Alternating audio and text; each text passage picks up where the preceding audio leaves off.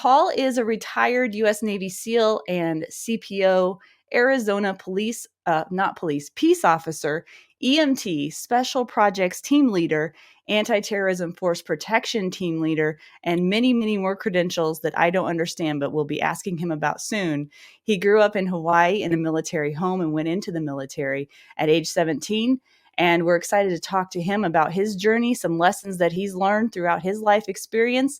And hopefully he'll be sharing some stories of faith and transformation with us that we can all learn from. I've been looking forward to this interview. So let's welcome Paul on the show.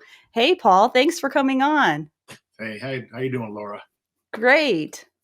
So as I said, I didn't know how to introduce you. I mean, seriously, there are so many acronyms in what you gave me.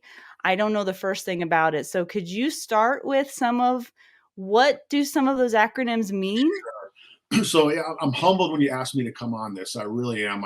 I told you when we talked a few days ago, I said there's a lot better candidates than myself. You have friends like I'm friends with Jocko Willink. I saw a podcast with Chris Beck, who I knew when I was at Team 3 years ago. He's now become a Christian and has detransitioned. Broke my heart kind of thing. I love the guy. And so many more people had way better credentials than me, smarter, everything. So hopefully we can fill this hour with something that people can take away for sure. But Yeah. I guess I'll start from the beginning and how why that led up to me being a SEAL, I guess. So being raised in Hawaii as a they call it as a haole boy, and haole isn't a bad word. It could be hey haole boy, it could be hey you kind of thing. And I tell people Hawaii is the most beautiful place I ever lived, but probably one of the more racist places I ever lived. And it kind of, and I made the decision there. I said, I will never hate somebody for their skin color. I saw for what it was at a young age kind of thing.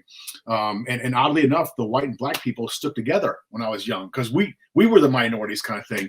So I grew up in a pretty violent home. And I tell people Buds was easy for me. I was used to, getting a beat down is kind of, okay, you can survive that. My father or mother, I remember and I'll say this, just because it kind of has to go with what I did later on in life.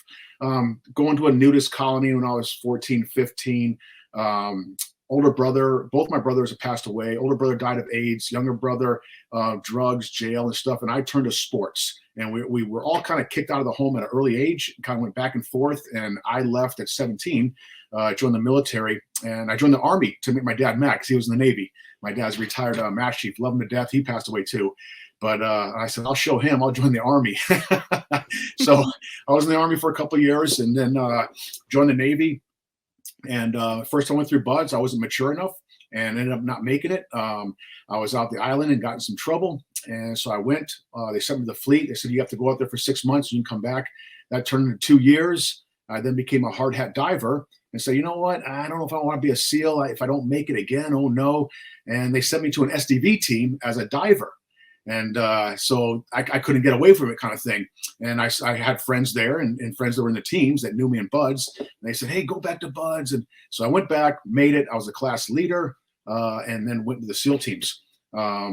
Finished on the SEAL teams in 2004 and started contact when I was active duty.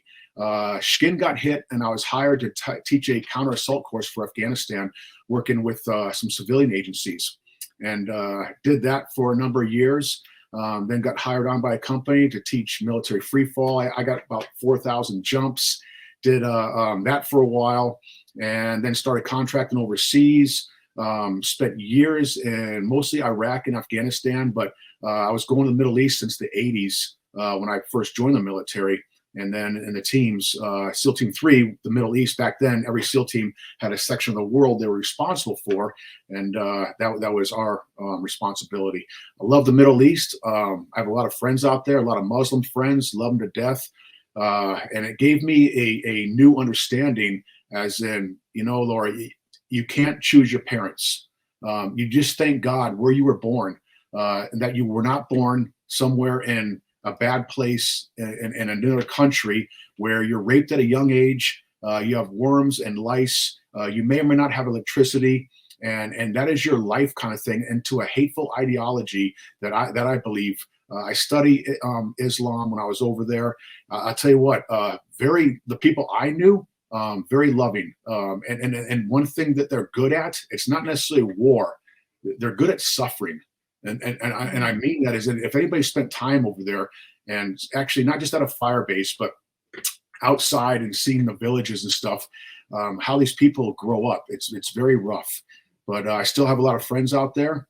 And I got hurt about a year and a half, 2 years ago. I was on a special project in another country, and so I've been on medical hold since, and here I am. So that's the long and the short of it. Wow, that's crazy.